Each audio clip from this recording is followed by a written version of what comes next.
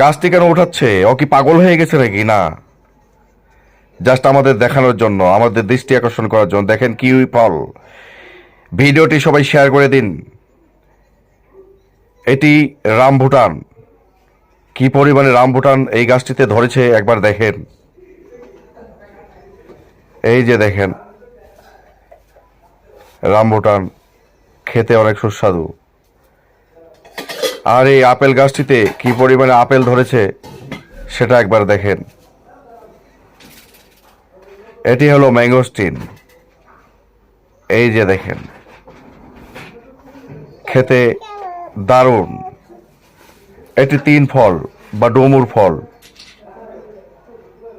কত বড় আর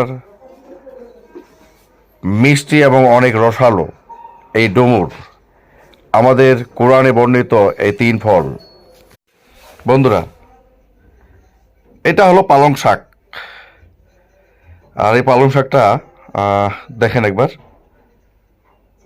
হ্যাঁ, অনেকজনে পুঁই শাক বলতেছিল, কিন্তু আসলে পুঁই শাক এটা না। এটা কি লবণ? না, ও এটা মাটি দিয়ে ঢাকা গাজরের ক্ষেত। দেখেন একবার, ও মাই গুডনেস। আর এই পেঁয়াজগুলোকে দেখুন, কত বড় পেঁয়াজটা দেখেন। আর কাঁচাই খাচ্ছে। এটা ফ্যাক্ট, কারণ এই টমেটো গুলো তো এইভাবে পড়ে থাকে না। এই যে টমেটো এগুলা।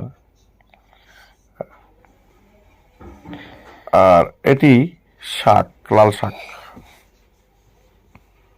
লাল শাকগুলো দেখেন। ভিডিওটি সবাই লাইক কমেন্ট শেয়ার করে দিবেন।